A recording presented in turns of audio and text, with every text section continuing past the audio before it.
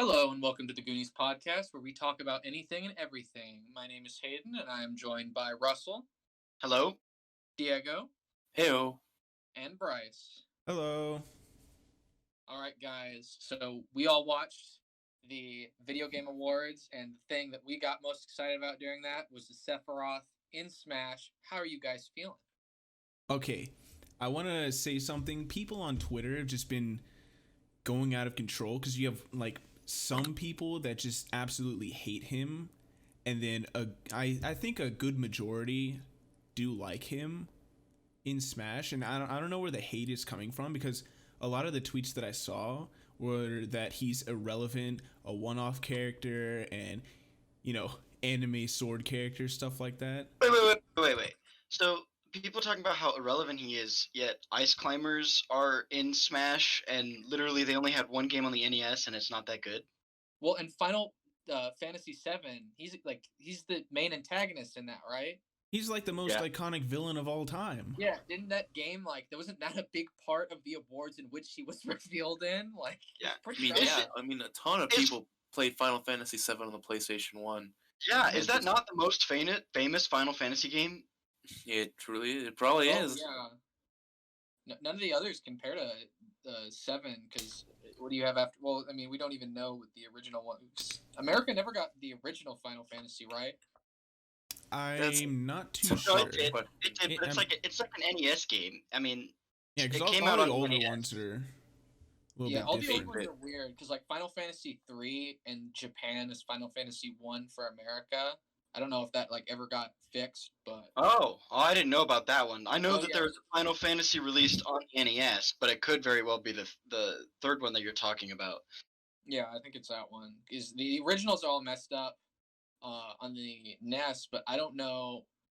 I mean, I guess Final Fantasy 14 and 15 got some buzz, but other than that, I guess Final Fantasy 10 was the only other one I can think of that people actively cared about.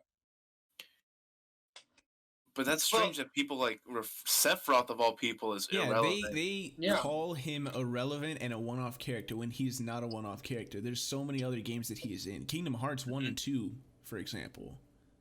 Go for it. I was just gonna say that I like my favorite memes are the memes that Sephiroth's hatred for Cloud burns so much that he literally follows him into any game that he comes into. So they're so funny. Because I'm gonna be honest, I know absolutely nothing about Sephiroth nor Cloud as characters. I just know that they're I guess yin and yang to each other. Yeah, two sides of the same coin. Right, so I find it hilarious to just think about anything that Cloud will ever do, Sephiroth will come hunt him down in. It's just funny. Just follow him to Smash. The ironic part of it is if he was truly irrelevant, half the internet would be like, who is this guy?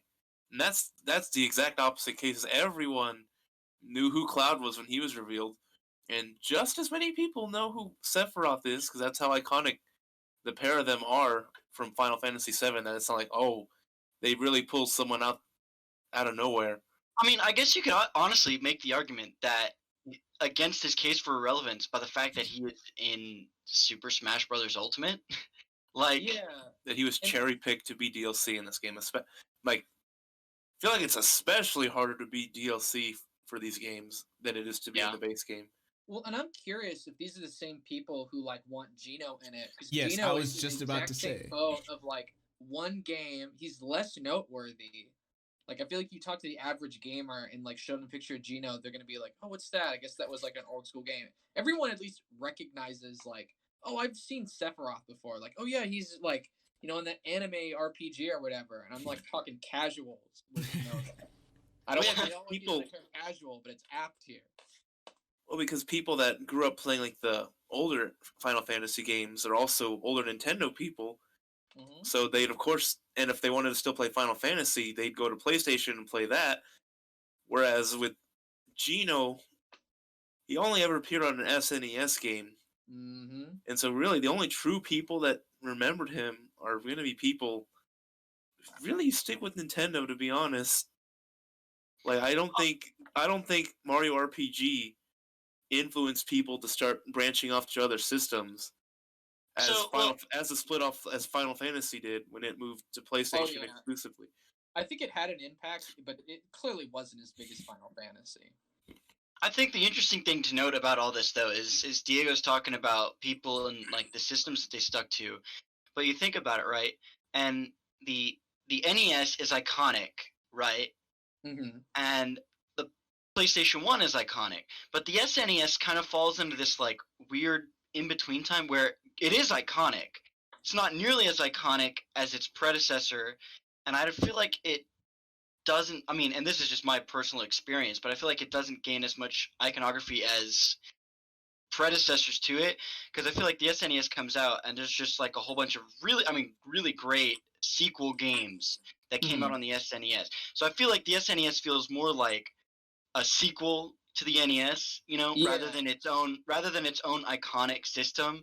Like, and I guarantee you there are great games that are SNES exclusive, but what I know from the SNES is all like sequels to NES games. Yeah, I was about to say I think the SNES gets lumped in hard with the NES, and that might be because the NES's biggest rival was the 16-bit Genesis, and so when the NES, which I mean, come on, Super Nintendo Entertainment System, it's the same name. It's like harkening back to that. It matches the Genesis. I think that all just kind of gets mushed together in the same era. Yeah. Ugh. I mean, all in all, though, Sephiroth in Smash is hype. It's always hype to get new characters in the game, and it's always hype whenever they're completely, like, characters that are coming in from absolutely nowhere. Like, who thought that Square Enix was going to allow Sakurai to put another character? Honestly, I wasn't too surprised that Square Enix gave the go-ahead on it, because, I mean, they seem eager, but... they seem eager about it, and like fans are obviously eager. The people who aren't are the ones that, you know, want Gino in Smash. They complain that Sephiroth is another anime sword character, and they didn't get their favorite character, blah blah blah. Like the people that wanted Jonesy from Fortnite, like those kind of people. But yeah, like they just don't make sense. They're just, I mean, I kind of don't want to say it, but they're just salty that a character that they liked didn't actually get in. Yeah, I think that is basically like that's what it boils down to, though, isn't it? It's probably like a little crude to say, but it's pretty much the situation, so it's accurate. Yeah, and like there's one situation that where I can kind of get behind is, you know, Sora not getting in Smash. Like people see Sephiroth and they think, wow, Sephiroth could get in, but not Sora, and it's like, yeah, because, you know, Disney obviously is the reason why Sora will never get in Smash. That's a way bigger thing to go past than just like the Square Enix side of things. Yeah, because I don't see Sora as very likely. I would also like to raise the point, like, to people that are like, oh, it's another basic anime sword character. Like, these DLC characters have all been trying new things, to say, like, the very least. Well, the other characters attack. Yeah, Steve has just straight up new mechanics, like the mining mechanic. Min has her like double arm smash attack. Even like DLC characters, you know, Hero with his magic and stuff. I think like honestly, yeah, I feel like the most basic it gets, I guess, would be Joker with his like counter that makes Arsene, maybe? Well, no, I wouldn't say so, because I'd say probably Byleth is probably the most basic, only because it's not truly like new mechanic. It's more so a new concept of a character for that series, like how there's a character that doesn't rely entirely on one weapon of choice. Oh yeah, but even then, Byleth still, like, I feel like there's a distinct play difference with Byleth than there is other characters. Well, it's more distinct because you see Fire Emblem and you think, oh, counter. Uses a sword and blah blah blah blah blah. You know, same moveset, but you think Byleth, Roy, Marth, Lucina, Chrom, but with Byleth may be a Fire Emblem character, but they play completely different from all the other ones. Yeah, her and Robin, or I don't know why I say her, them and Robin, definitely share that distinction where they just do not. If they have that Fire Emblem look to them, I would think they'd be from a different series. and that's Yeah, 'cause why they don't really I don't fit know. that Fire Emblem mold in Smash. Definitely. It's very similar I would like to stuff say coming from the that's a Smash community. it's a dead mold anyway. Like we haven't gotten a new like I mean I guess Chrom you could consider, but he's an Echo Fighter, so can you really consider that to be like Yeah. That's just more like we wanted to throw the character in here than it is like a complete Throw rehash. those fans a bone. mm-hmm. Yeah. But I'm really excited because from what it looks like, Sephiroth's Final Smash. I don't. You guys haven't played Final Fantasy VII, right? I have. No. Oh, okay, No, so you know hardly. I've seen it played through. Sephiroth's like ultimate move, where he drags a meteor throughout the entire solar system until it collides with you. Mm-hmm. Like, and that's like it's funny because that's like a move he does more than once. So you can see him in a battle attack someone more than once with a meteor that goes through the entire solar system. That's probably going to be his final smash. You know, and I'm just and more we- intrigued about his moveset because, like, what they showed off in the trailer, like, With his kind of wing, hints yeah. at certain things, but, like, you also don't really know. Well, we got a Yeah. short wait for that.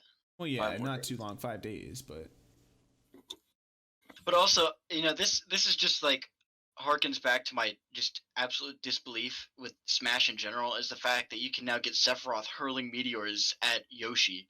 Yep. Or like I've seen a lot of art of Kirby Sephiroth on Twitter. So it's just like these just insane mind-bending matchups that Smash I mean, is it's giving just crazy us to now. think that for every character they add, there are, what is it, like 80 plus new combinations of fights you can have with each character added. Like years ago, people wouldn't. For 4 years, wait, no, shoot, it's 2020. I keep forgetting. Like 8 years ago, people would not have believed that Cloud would have been joining Super Smash Brothers for Wii U / 3DS back at E3 2012 when it was announced.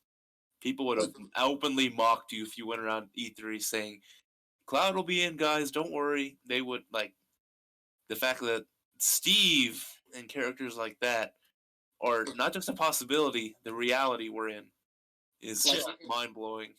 There's so many like, oh, if I had like one wish in a lifetime, I would want this character in. Like we get so many of those from this game. I think Ultimate's the best Smash game.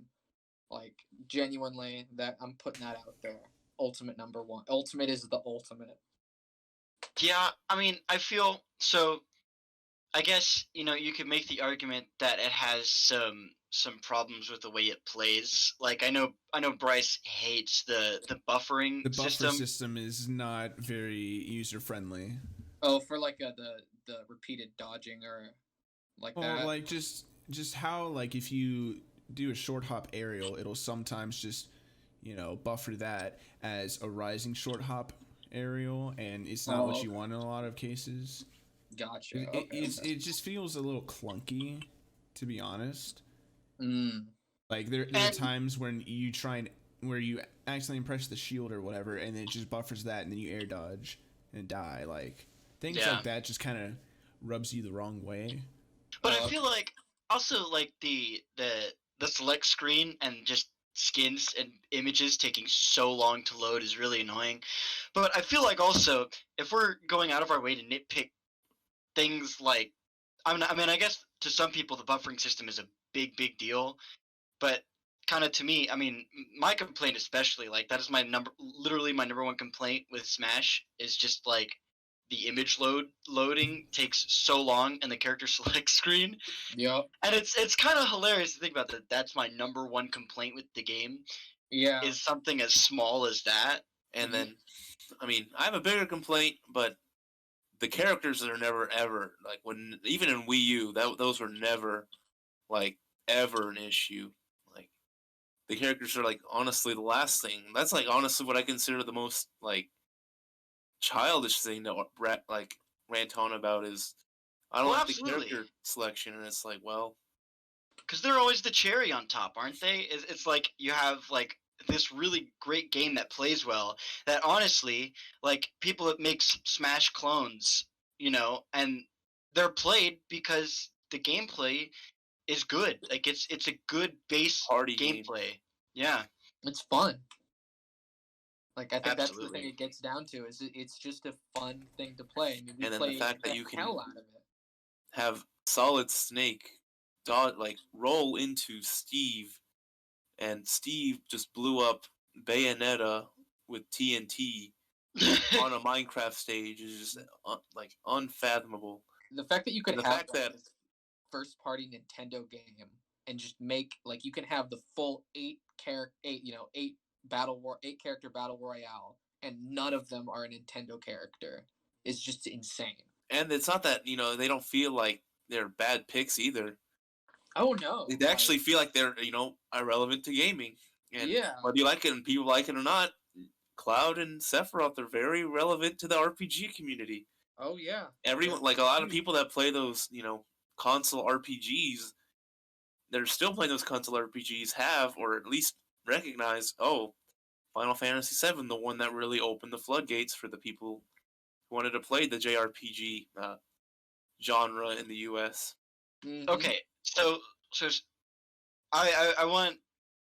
So today, right before we started recording, whenever we talked about getting together and everything, I finally beat the story to Ghost of Tsushima, and this is like an abrupt transition, but I because we were talking about like iconography in video games and how things are iconic, and so and it was such a pleasant experience to beat the story for that game, and I was actually emotionally invested in this game, and was really just letting the game just sweep me off my feet, and I was fully into this. And so I was just wanted to know, have y'all had any experiences like that with a game, just a game that you've played and you're just all in, you're all in, cards in the table, emotionally invested in this story, and it was just so much fun. And I rarely come across games like that, but whenever I do, I love it so much. I would say not for a while, because nowadays I feel like I play games sort of on autopilot and then look back at it. I'm never really in the moment, which is kind of a weird thing to say, because I mean a lot of the games that I play aren't really plot driven anymore because I don't play a lot. But one that kind of comes to mind, I guess, would be Halo Reach. Just in an important time in my youth, I guess, whenever I was playing games. And I mean the plot for Reach, I feel, is really great. But I mean, in the moment, it was hey, this is pretty good. But it's more I want to keep playing it, not because I'm that invested in the story, but just because I want to play Halo. But then looking back, it's kind of like a nostalgia thing. I look back and think damn, that was really something. Well, I mean, that absolutely counts, because sometimes you just get a game that hits you at the right time, and you're just oh man, it's so good. And I think I understand what both of you are talking about, because Russell, I totally that feeling where, because I play good games and I play okay games, but I know what you're feeling when you get that game where you're I'm in this, this is I want to keep doing this, I want to keep playing this. But I'm also with you, Bryce. I think I can relate to you on when I played Breath of the Wild, because I played that the first time as kind of oh, this is Zelda, I'll play it. Oh yeah, it's good.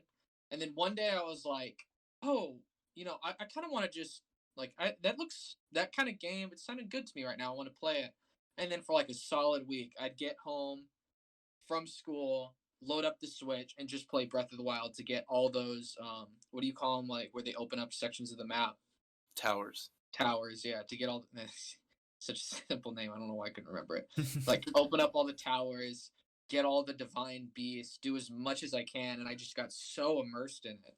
So I think Breath of the Wild is probably the big one for me, where I was I'm in this, I'm experiencing this, I'm in the game. I must say, how dare you, Hayden? That is probably all. I have several that I can go on about. That's one of them where, for the entirety of July of 2017, that thing, besides work, took in so much of my time. And literally the only thing that prevented me from playing that thing 24, or probably 16, 7, excluding days I was out of work, was my Joy-Cons dying, because my God. When I got into that game, it took me a while too, Like I think it was more so. I think I wanted to play that game because everyone was playing it. Mm-hmm. I never really had too much of a in person like very personal reason. But after I got off, I'd say the Great Plateau. It finally dawned on me that finally there's a Zelda game, a 3D Zelda game, where literally the sky and the very outer edge of the world is the limit. Well, Never before did you have to worry about certain parts of the world being completely blocked off by walls or anything like that, because you can climb it, and it finally the sense of being able to explore a Zelda world, finally it slowly, as I began to realize, oh my god, this map is massive. They put so much attention to detail in almost, I'd say, a good majority in that world, and it consumed me. I just never I wanted to do everything I could, and as I felt like I really, I mean, this might sound weird, but I really sometimes have dreams where I'm exploring that world in person. That's awesome. I want to view that world. I know, people could tell me dude, there's an actual world, real world, go explore it. But no, man, I want to go see that world specifically. So that game consumed the hell out of me. Well, and I totally. Oh, go for it. Oh no, you go first. Oh, I was gonna say, I think the jumping off the Great Plateau, I think is such a wonderful game design element because it keeps you, because it's a big area for a tutorial. It's. I mean, I'd even argue the Great Plateau is about the size of most other Zelda games combined. It is. Yeah, it's huge. Yeah, and then you get to do jump off. That's such a surreal moment, isn't it though? Where you start and you're doing your thing on the Great Plateau, and then you get handed the hang glider or whatever, and then he's like, all right, now you just jump, and you're like, what? And then you jump and you hang glide, and sure enough, you just actually get to fall into this world basically of just where you can just start exploring. You can go right at it. And it's 100 times bigger than the plateau. It's so big. Yeah, it is. And it literally for me, it felt like as a kid, we'd be huddled around the Christmas presents on Christmas morning, and then finally your parents would be like, all right, go for it. That's literally what that felt like to me. And so I had a pretty good high going into that game. Definitely made me happy. Very good. Okay, experience. Now, are there any let's say, so we got all the good moments. Are there any specifically bad moments with the game that you remember? Anything a game that just was so hard that you just couldn't play, or a game that frustrated you so much that it was just I can't handle this. Well, see, it's funny because when I was a kid, anytime I'd get to a hard part in a game, I'd be like, well, when I'm older, I'll be able to do it. And then I did. So it's hard. I'd have to think about it. But Bryce, you look like you're about to say something. Go ahead and go for it. I'm gonna keep going. Well, because the thing is you don't really remember those those hard. Oh, I won't call them hard times because you're playing games, but those less than favorable moments, you don't really remember those that much because. Obviously you run into something that you don't like, you either push on, get through, and find something better, or you just stop right there and you just don't go. Yeah. I'm trying to. I know that there has been one point in my life where I have just hit something in a game and just been like, all right, I'm done. I can't handle this. I'm done. I know it's happened to me, but I can't for the life of me remember. So I guess this is another game I wanted to mention, but I don't want to take up too much time with the whole great video game experience, but Persona 5 Royal, Persona 5, I already loved the base game as is. That game, I saw the first, technically the first arc of that game on a Twitch stream, and I was like, yeah, I need to go to GameStop and find a copy.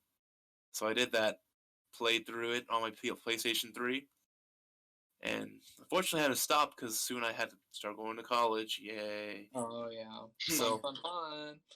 So, but then I didn't get to finish the base game. I think I've watched the same dude finish the latter part of the game, the last portion of the game that I didn't get to watch. Mhm. So when I played Royal, I had that same sense of wonder and excitement with all these new things that they added into the game. I'm not going to say specifically, just in case y'all don't want to be spoiled, in case y'all do want to play it. But I want to play it, so don't spoil. But yeah, and then eventually there's one boss, and it's already a boss that's not favored by the community in the base game as is. And the dungeon for that boss is also not very liked by the community. And I go through the dungeon in Royal. Mm-hmm. It's actually enjoyable this time around. Oh, okay. I get to the boss, and I was doing so well. I had the perfect combination of characters. And I was like, "Yep, I'm gonna take these 4 in with me. These are the ones. Go in." And that boss, I just get wept off my feet. Like, that's how bad. Like, I couldn't even tell you what happened. I lost, and I was like, "Oh." It's like, Well, well, this this is is drawing board. And Oh, then but like, how by do the you second know time, I did wrong. Like, so I added characters. I'm like, oh well, she wasn't really doing that much. I'll replace them with Morgana. Blah blah blah blah blah. yeah. And then try it again. Still get swept off my feet. And keep in mind, this ain't a no short boss fight. Nuh-uh. This is like each attempt took like 25 minutes before I realized, yeah, this is a dead attempt. Try it again. And by the third time, I was like, actually, because this is like, this is like the actual beginning of my game, like the session I was doing for that day. Mm-hmm. So this is like at 10 a.m. It was like a day off work. Yeah. So I was expecting this to be like the first thing I do, and then I keep playing for another 8 or something hours. Yeah, no. This ended up taking a total of 2 hours for me to do. And by the time I defeated that boss, I was so defeated mentally that I literally did not play the game till the next day. Wow. Yeah. Well, so I was so done. That does remind me. The very very first time that I tried to play Dark Souls 1, I think I got to the Twin Gargoyles, and I was so frustrated. I was like, how are they expect me to fight 2 things at once and blah? And this is like, because the very first time I played Dark Souls, I think it was a game with gold on Xbox 360, and I downloaded it. Probably you know the Reputation. I did, because I did, because I think I heard like Bryce talk about it couple years prior to when I got it, and even then I've heard like Reputation even on the internet about how, and all I knew was that like misguided reputation of it being the hardest game ever. Mm-hmm. So like I downloaded this game, I was like, oh my god, isn't that supposed to be like the hardest game ever? And I was like, well, I want to try to play the hardest game ever. So I downloaded it, and I was like, I remember just like looking at the screen on the My Games tab on my Xbox 360 and just like mentally being like, I don't know if I can do this, and just like clicking on the Dark Souls to play hardest game ever. Mm-hmm. And yeah, that game threw me for a loop. But then on my actual playthrough where I beat the game, fighting Ornstein and Smo, oh my gosh. Fuck me. I mean, it took me so long. I played like so many days. It took me like a week and a half of playing every day to beat them. That boss only put the game off for like 6 months before I came back, because they were so tough and it was so draining. You see those sorts of things, because it's like going back to before where it's like bad experiences with video games. I wouldn't necessarily chalk that up to a bad experience. And you're right, because they're not bad experiences. Yeah, but it's like it's a tedious process, which is why like I don't think of my experiences with games as bad, like gameplay wise. Now there are some times where it's like the UI is terrible, saves don't work, I'm trying to like download and load mods and it just crashes the game or whatever, or maybe the game breaks somewhat in some way, like I don't know, the resolution gets put to like 100 by 180 and you can't see anything like and you don't know how to fix it, because that's happened to me before. But those I mean those are the only real bad moments gameplay wise. I haven't had anything bad, because like if I run into something that I can't do, like, you know, when I first played Divinity Original Sin 2, I was getting destroyed left and right because I didn't know how to play it. But, you know, I was playing it with my cousin at the time, and it's just a process. So like you learn it, and then you get through it, and then you think like, oh yeah, like I spent a lot of time doing this stuff before, but now it doesn't take as long. So yeah, it kind of sucked before because I didn't know how to do it, but then now I just know how to get through everything a lot easier. But it doesn't take a long time. See, that's what makes it a bad experience for me, is that kind of stuff doesn't take a long time, which is why I can never get into stuff like Dark Souls, because, you know, it's either you're good enough at the game to go through without like farming anything at all, like farming souls, or you just have to farm souls. And I'm not going to be able to dedicate the time to get as good as I need to be to not really need to farm souls. Right. But I also don't want to spend the time to farm souls to learn the game. It's why it's kind of a you're screwed if you do and you're screwed if you don't situation.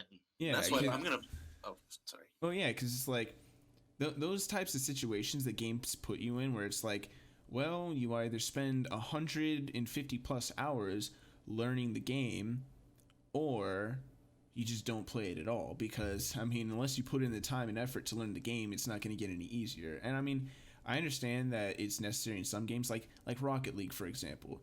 That's a completely different game altogether. You need to put in the time to actually get better, but you feel like you're developing your skills, and you have something to show for it. But in stuff like, you do see a little consistent growth, right? Yeah, but in other stuff, you just don't really see that often. It's like, well, I'm still getting destroyed by this one boss. I still don't know how to do this one fight. My characters are still dying. But like, there are just some games where they do that better. Like in Divinity Original Sin, I'm going back to this. It took me probably about 80 hours on my first playthrough to beat it.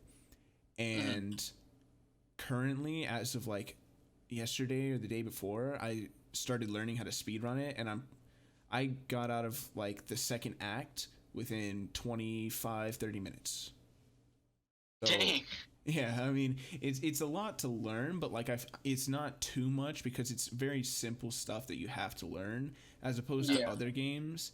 Because it's like, I suppose it is the game, like video games in general, though. It's just like if you learn it, then it always becomes a more pleasant experience. Yeah, but the level at which you have to learn for some games is just, it's too much, I feel. Like some games are just way too unforgiving.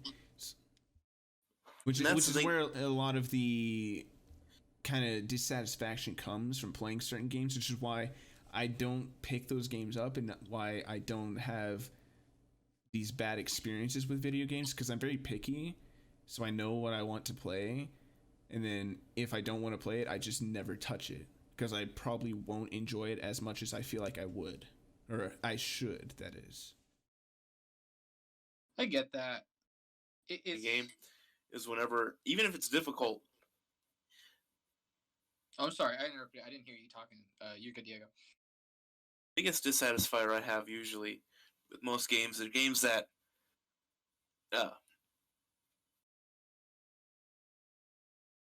basically take up, like, their way of punishing you is taking up your time. I hate when, like, I hate, P5R. Literally, that boss fight, my punishment for not doing well at that boss was that thing taking up 2 hours of my day. And I just don't like it when, like, certain games are like, well, you failed. Hope you like spending another hour doing it. Like, I just think that's such a waste of time. So infuriating, because, I don't mind if my character dies or some other stuff. I lose currency in the game or something like that. Boo-hoo. But my time, I can't get that back. Yeah. And I hate that some games have the nerve to be like, oh, you failed this segment. Looks like you gotta start it again, man. Do it better. Like, really? Like, that's why, I mean, this is a weird example, but something that was just as difficult for me was that goddamn Splatoon 2 Octo Expansion DLC fight where you fight against the pro tag of the first game. And while that was infuriating, each attempt only cost me like maybe a minute or so of my time. The only reason why I spent so long doing it was the fact that I chose to do multiple, upwards in the dozens of attempts on it. But in reality, I'm maybe losing like 2 minutes an attempt. That I don't mind. It was infuriating, my god. But I'm not losing out on half-hour chunks of my day each time I fail something. Yeah, I get what you mean. It's like to use different genres of games, but a similar principle of like hard games. It's like in something like Super Meat Boy. Like if you die in that game, it's an instant restart. But in something like Dark Souls, when you die, you're sent home packing. Like you're not just sent to the front of the boss. You're sent all the way back there. You got to make it through all these enemies. Hope they don't sap too much of you. It's like a struggle to get back. And Yeah. most of the time when like I find myself like struggling, I have to like put it down and give it some time to think. I've actually like struggled with a game, just like put it down and been able to think of a strategy of like what to do later. Actually, the game Getting Over It, I beat that game, and I remember I bought it because I was like, oh, this is a popular game. I'll play some of it. I played it for like an hour and 30 minutes, and I got so frustrated that I refunded it. And then I was like, I did a drive home, and I'm like, wait a minute, maybe I was supposed to do this with my mouse. And when I say drive home, it's like an hour 30-minute drive, but I drive I on that time I'm thinking, I'm like, wait a minute, maybe this is what I was supposed to do. So I rebuy the game, and I was able to beat it in like, I want to say 6 hours. That's Something pretty like awesome. Yeah. So sometimes I think that when before you get too frustrated, just don't bang your head against a wall. Sometimes you just gotta put it down. Yeah, I and have like in found- cases like those, like it's an issue with like either skill or mentality. But oftentimes like it'll be an issue of how much are you willing to grind. And Yeah. that stuff is just not enjoyable at all. Like I'm not going to be like sitting there thinking, well, looks like I got to spend 12 hours grinding out for stuff like this or stuff like that so I can get this or that, and then use that to finally beat this boss because it's impossible without it. That stuff is just really infuriating. But if it's skill based or like like your mentality, maybe, because like the way you're thinking about doing things, or that kind of stuff is enjoyable because you actually do feel improvement. You can think about it and think, where did I go wrong? What can I change? And then you can go into it with a fresh new mindset and then just go for it. But if you're forced to grind in some games, and I'm not talking about like grinding for like improving your skill, like in shooters or stuff like that, but just grinding to get certain items just so you can beat certain bosses and get through areas. That stuff, I just feel like it makes the whole process of playing the game just terrible. Well, that's the number one reason why I never could catch on to Pokemon. Like,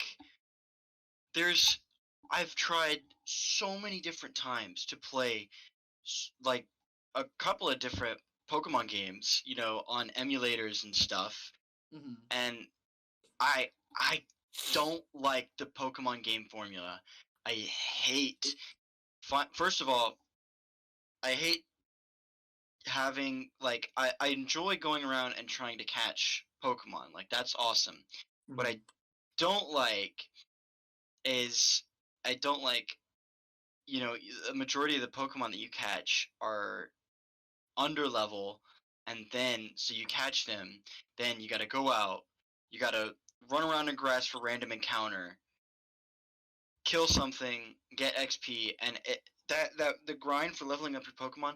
And I mean, I'm not saying the Pokemon's bad or anything. It just does not appeal to me in the slightest. I just don't like it.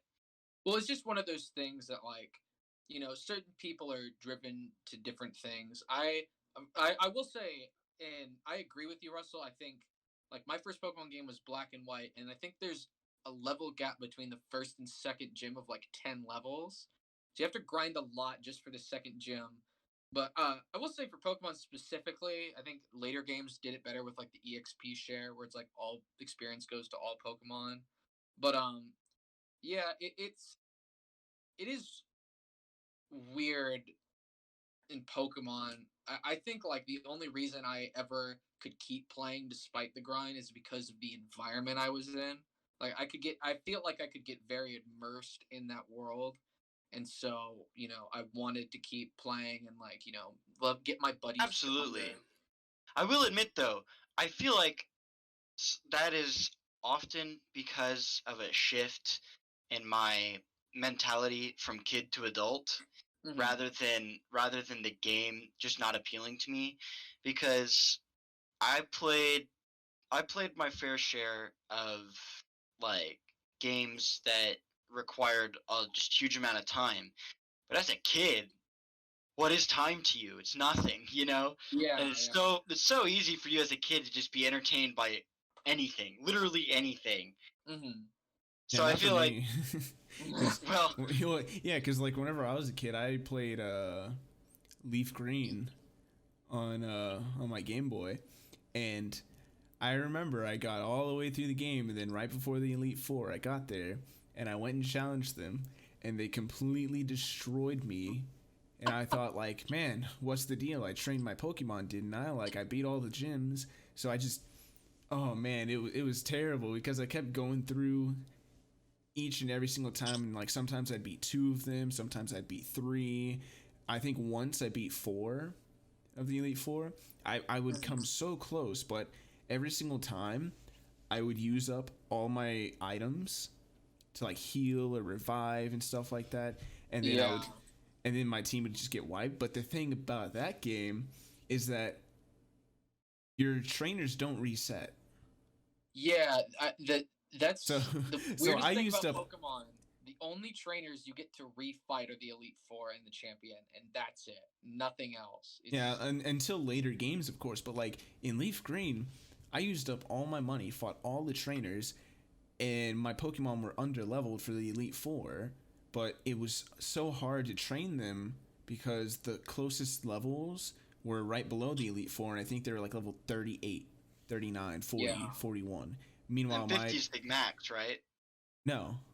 Hundreds max. But 100's the max. Oh. Yeah. Yeah. But the And Elite Four was like mid to high 40s, right? They were like in the 50s, I think. 50s and like maybe 60s at the very highest. I can't be sure. But wow, and of course XP is exponential, as it is in everything. Yeah. And I just was thinking to myself, like, I'm not going to take the time to train these Pokemon right here below the Elite Four until they're all of a good high level, because that's going to take way too long, because I had to fight Sand Slashes. And those things, for some reason, kept destroying my... Well, they didn't destroy my team, but they were not easy for my team to take out competently all the time. Mm-hmm. So I would have to take out like 2 or 3, and then, well, I mean, if I was training one singular Pokemon, I would take out like 2 or 3, and then I'd go back and heal, and then come back, and it was just such a long process that I was like, you know what? I'm never beating the Elite Four in this game, and I still haven't to this day. Well, I mean, yeah, that is, and I can't relate to that at all. But I don't know. I do know for a fact that as a kid I was easily engrossed by anything. Well, I think even as an adult, like when I like something a lot, I have this compulsion of like I need to finish it or I need to complete it. I like Mario enough that I got every single green star and beat every level with every character with a golden flag on Super Mario 3D World, just because like it was hell towards the end of it with its super hard stages, but it was like I like this game enough, I want to keep pushing. And I'm still like that with games that like I really get into, where it's like it's hard, and sometimes I don't even know if I'd call it fun, but I feel like this joy from this product that I got that I want to do everything I can with it. Man, I enjoy games like in the moment, I guess, but I've never like it's been a long time since I've been legitimately like hyped about a game. Like I see it and I think, oh my god, like I need to get that when it gets out, like when it releases. I mean, of course, Halo Infinite, that was announced, and I was like, I'm hyped for that because it looks like something I would really enjoy because I love Halo and I want them to do good with this. But before that, nothing for several years. Like I just haven't found like anything that I was actually hyped about gameplay wise. Like, you know, I never took one look at a game that was going to be released and thought, my God, I need to get that on release date. It was just kind of like, huh, that looks like a cool game. There's a good transition to our next topic, which is what are things that y'all in the past? It doesn't have to just be video games. Just anything in general. It can be anything at all. Well, I mean, I have some, but I don't know if anyone wants to go first. Well, I'll just. No, you go ahead. Oh, go for it. I won't say anything. I wasn't saying anything. Yeah, don't say anything ever. Well, I mean, so I have a few examples. So I'll just kind of touch on like the ones that, like, my God, like my excitement was immeasurable. Like that's how high it was. So I guess let's start off in the movie genre. Endgame, my lord. That day, I mean, I've talked to Russell about this. Me and him watched that movie on opening night together with some friends. And my God, that day did not want to pass at all. Like, literally, I woke up... I just want to say, thanks, Russell. Yep. What? Thanks, Russell. Yeah, I know. I'm sorry. He's spoiling it for Look, me. I know. You know what? That is honestly on. What, Russell? He spoiled it. So we were freshmen in college and we were in the dorms, and on the dorms, our RA for my floor had posted like our names for the people who are assigned to the dorms on these little like stickers that were endgame themed. Mm-hmm. And so Diego and I saw it, and then like the next day or a couple days later or something. It was let's see, we watched it on Thursday, then we watched it with Bryce and Kieran on that Sunday. I think it was that Saturday is when you spoiled it for him. We went to okay. So So we saw it a few days later, and I think it was in between sometime. Bryce was like, I don't know, for whatever reason, I think we were going into my room for something, and on my name was posted on an Iron Man sticker. Mm-hmm. So me, being the brain dead moron that I am, like, looked at the sticker, said, "I'm dead," and just like opened the door and walked in. And then I was like, and it struck me like about a second after I said it, I was like, and then I came up with some like excuse like, "I'm dead, this homework is killing me," or something like, "Finals are really kicking my butt." And yeah, it was really bad. Yeah, it was really horrible. It was really bad. I feel so terrible, dude. Did it work, right? Did you even buy it for No, he knew. No, I knew immediately. He said, "Oh, I'm dead." And I was like, "Oh, so that's what happens." And I mean, it didn't bother me that much because, like, you know, Diego said that he was like really hyped for it, but like, honestly, with movies, I don't really care because I don't remember them anyways. Like, I'm just kind of there, like, going along, like, yeah, movie. I just kind of tag along and watch stuff. Fair enough. Watch it for the experience with friends. Now I'm hyped about anime. Yo. Hey. Hey. I'm trying to think. Is there any? I mean, did you guys hear about the third My Hero Academia movie? There's a third. Yeah.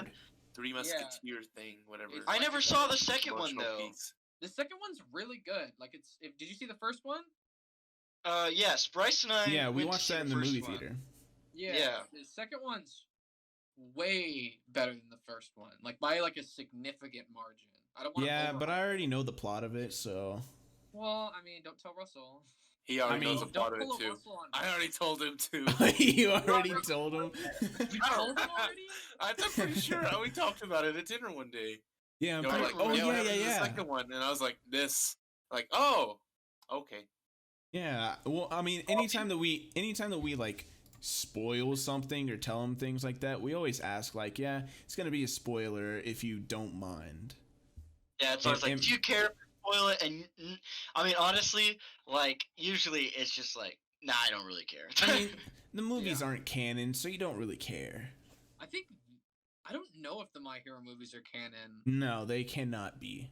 Because 9 is canon because he appears in one panel in the manga. Yeah, then he's canon in the manga, but the movie itself, I mean, like just because a canon character's in a movie doesn't mean that the movie itself is canon. Well, it was also like Horikoshi's really involved with these movies is the other thing. Its canonicity is more questionable than something. You can be involved in it; it doesn't make it canon. It's like, I guess isn't it? Wouldn't it be similar to people trying to place all the freaking Dragon Ball Z movies in the timeline? Like, it's like possible, but it's not really like. But I mean, now some of those movies are canon. Dragon Ball movies? Yeah, Broly's canon. No. Well, yeah, but not the old Broly movies. There's only one movie that's canon. There's only one. There's only one movie that's canon, and it's the new one. Yeah. And I guess technically you could and Resurrection F, but not really because they got redone in a different way. So like they're it's a whole thing. That's a whole thing. And it's a weird thing because I don't know if I feel like I've heard Horikoshi say it's canon, but it's weird. They're not necessary to experience the story of My Hero Academia. The movies aren't necessary. I think that's a good way to clarify it. They're not. I don't know. To the pretty excited. I'm pretty excited for the Demon Slayer movie because that one's just like straight up like instead of an anime, we're just gonna give you a movie.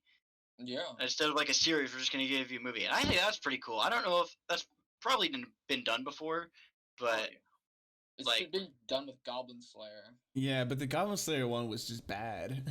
Well, the Goblin Slayer anime is pretty bad. Okay, yeah, the manga though, that manga is nice. I do enjoy that.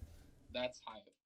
What do you mean, Hayden? You don't like watching awkward 3D walk cycles of only Goblin Slayer? I mean, I've seen worse awkward 3D wobbles of goblins in other shows, but I mean. Yeah, but when your only 3D model is Goblin Slayer walking around when he shouldn't be a 3D model, like. Yeah, it's kind of off-putting. It really is. It's like, why? Like, I can never forgive, and this is like beyond subjective. It's a complete bias, but I hate when like you see a scene in the manga. Like there's sometimes you read something in a manga or any comic where you feel the movement, like you feel the environment, like you're as immersed into it like more so than you would be even in a movie. It's incredible. Well, where it's like framed really well, and you know exactly where everyone is and what's going on, and like when I look at the panel, the first time I see a panel, I don't see the still image, I see the movement. And like to have that done in my brain by just such great paneling and artwork, and then I see a shitty anime adaptation butcher it. It's like it just breaks my soul. Like it's always heartbreaking. It's like you're dead to me. Like that's how it was with the One Punch Man season 2. Like I was like, okay, I'll forgive. It's it's all right, guys. It's not that bad. And then the fight that I was really hyped for, which was Garo versus Metal Bat. And it was butchered, and I'm like, okay, this whole thing's dead. I don't care anymore. It sucks. I'm with you guys. It's the worst. I'm not defending it. Like, there was one scene in the manga where the Metal Bat slams his bat on the ground, and all the cars lift up. Like, it's like, to show the impact, it's like, he's so strong, he made a parking lot of cars Wait, jump. What are we talking about? One Punch Man. Which? Oh! Yeah. Yeah, I never watched season 2. Well, see, I started, but I didn't finish. Well, so they do that where, like, all these cars jump in the manga. It's like a big moment. And the anime, they just wiggle a bit. And I'm like, what was that? What are you talking about? It's the impact, Hayden. It's the impact. Yeah, it's when I see, and I think the Goblin Slayer did that with me. Like, Bryce, when he rises against the champion. Yeah. Where he's like, is it you, or are you next, or is it you? That when the anime butchered that, I'm like, okay, I'm done. They just there's so much that you can pick apart with the Goblin Slayer anime, but ultimately you don't want to because you can just say, I'm not going to watch it, I'm just going to read it, and reading it is so much better. Well, you know what, and I feel like that's an argument that you can make for a majority of anime and manga. It's just like, if the anime is not up to par, but you like the essence of it, you can always just be like, I'll just read it. It's like problem solved. It's a very weird thing, because it's like a twofold thing. Like, you can either look at it as like, oh yeah, but I still have the good version, so it's okay. But there's also, like, you can look at it from the viewpoint of, like, it could have been even cooler and you botched it. But it's a weird thing. It's like, I don't know, bad animation. I'm trying to think of an example of, like, I'm trying to think of, like, Super and its animation, because it technically has a manga, but it doesn't follow it. They don't follow each other. So it's like, that one is like, it's not good. Like, we're disappointed that it's not good, but it's. But its animation was really only bad in the beginning. Whenever it was like newly revived, there really hasn't been too much bad out of it outside. I also think people are off put by the fact that Super used this, like, the new, like, I guess, cleaner in quotation marks, traditional, like, anime look. Like, yeah, as opposed to, like, the 90s look, how it looked very different. I like the 90s look. But anyway, to circle back on Diego's question. Yes, Diego. I was thinking. I forgot. Oh, well, because I was thinking about it, right? Mm-hmm. And absolutely, the thing that I'm always just super duper hyped for, especially now that I've had, like, such just a burning passion for watching and playing soccer erupt within me now, that, like, I don't know, like, it's really ironic to myself because, like, whenever I was in high school, I was playing soccer, and then it was always like, oh, soccer's great, but, like, I didn't really like it. It was great, but it wasn't my life. But now that I'm in college, it's, like, such a prevalent part of me. So every year we play the alumni game at the high school that we graduated from, and that is by far something that I am always hyped to participate in, because I just really, really like playing soccer, and it's like the only opportunity that I ever get to play an actual regulated game. Mm-hmm. So I'm always super excited for that. It's so much just fun to me, and I you know, especially because I only get to play a regulation game, like, once a year. So of course that game is just always super, super important to me, and I'm always like looking, like, before the game, I'll, like, in the weeks before the game, it's just like, oh snap, this game is coming up, and I'll just, like, find myself just absolutely thinking about it all the time, fantasizing about all the great goals I'll score and all the awesome moves that I'll pull that I never do, because I'm not that good. But it's always fun to fantasize about it. Oh yeah. Yeah, you're just gonna whiff the ball instead. I'm better than that. I will at least make connection. It may end up being more of a field goal than a soccer goal, but yeah, you just gonna be shooting. I'm shooting. As soon as they required me to start kicking the ball in soccer and not just kick it away from people, I'm like, guys, it's too much. That's above my level. Yeah. And don't forget how they put their players. It's like, all right, put the big boys in back. Yeah. It's like, you're big, you're a defender. Yeah. Well, you're hard to move. Are you slow? Get in the back. You won't be running a lot, trust me. Yeah. Quality. All right. Well, I think that'll do it for today. Well, this has been the Goonies Podcast. Tune in to next time, and we'll be talking about some more of everything and some more of anything. We'll see y'all later. Bye.